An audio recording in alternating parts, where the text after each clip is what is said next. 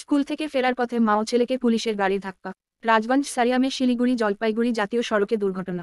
বৃহস্পতিবার দুপুরে স্কুল থেকে সাইকেলে করে বাড়ি ফিরছিল মা ও ছেলে। জাতীয় সড়কে গাড়ির ধাক্কায় গুরুতর জখম দুজনই। স্থানীয়দের অভিযোগ, পুলিশের গাড়ি ধাক্কা মেরে পালিয়েছে। ঘটনার পরই হাইরোড অবরোধ করেন স্থানীয়রা। রাজগঞ্জের সারিয়ামের ঘটনা। আহত মহিলা জ্যোতি ব্যানার্জিকে এবং শিশু কিষান ব্যানার্জিকে শিলিগুড়ি সংলগ্ন একটি হাসপাতালে নিয়ে যাওয়া হয়। স্থানীয় সূত্রে জানা যায়, দুপুরে স্কুল থেকে সাইকেলে করে ফিরছিলেন মা এবং শিশু।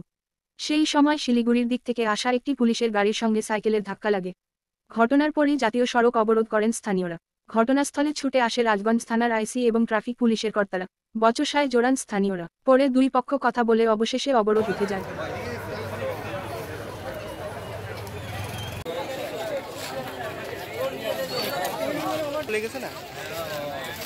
এখন তো নাই।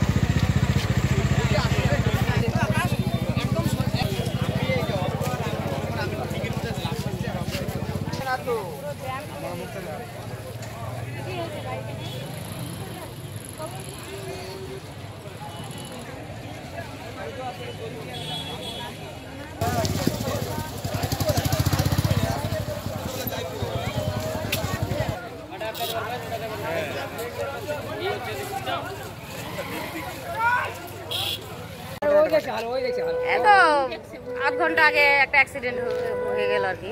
কিসের সঙ্গে কিসের? পুলিশের গাড়ি ছিল, তার সাথে স্কুল থেকে নিয়ে যাচ্ছিল ছোট একটা বাচ্চা। বাচ্চার মা বাচ্চা নিয়ে যাচ্ছিল, একটা ছেলে। হ্যাঁ। আর সেই সময় কি রাস্তা পার হতে যাচ্ছিল? না না, রাস্তা পার হতে যাচ্ছিল না, ও সোজা যাচ্ছিল, বাদিক ধরেই সোজা যাচ্ছিল আর কি। আর পুলিশের গাড়িও যাচ্ছিল? হ্যাঁ, পুলিশের গাড়িও যাচ্ছিল, দুজনে একই দিকে যাচ্ছিল। তো পুলিশের গাড়ি পেছনে ধাক্কা মারে? হ্যাঁ, পেছনে ধাক্কা মারে, বাচ্চাটা পড়ে যায় একদম পাশে গর্তের মধ্যে। আর বাচ্চাটার মা সাইডে ছিল। তারপরে কি হয়? তারপরে লোকজন আসে, চেঁচামেচিতে লোকজন আসে, জল টল দিয়ে দিয়ে পরে বাচ্চাটাকে নিয়ে যায়, কিন্তু পুলিশের গাড়ি পালিয়ে যায়। এবার আপনারা রাস্তা অবরোধে কি চাইছেন আপনারা? এখন রাস্তা অবরোধে কি চাইছে, পুলিশের গাড়ি আসবে, ওদের তো একটা কর্তব্য ছিল না, ওরা বাচ্চাটাকে শুশ্রূষা করার জন্য নিয়ে যাবে, হাসপাতাল অব্দি অন্তত পৌঁছে দেওয়া উচিত ছিল। ওদের তো একটা দায়িত্ব আছে। তা পুলিশে যদি আইনের লোক হয়ে এরকম করে, পাবলিক কি করবে? এখানে এরকম মাঝে মধ্যে ঘটে অ্যাক্সিডেন্ট, তো মাঝে মধ্যেই হয়। আপনার নাম? বিচিত্রা দাস। আর জায়গাটার নাম? সারিয়াম। আমরা তখন এখানে এসে গাড়িটা দাঁড়া করাইলাম, বাচ্চাটাকে উঠালাম, বাচ্চাটা প্রচুর ব্যথা পাইছিল, বাচ্চাটাকে নিয়ে গেলাম, আর অনেক লোকজন জড়ো হয়েছে।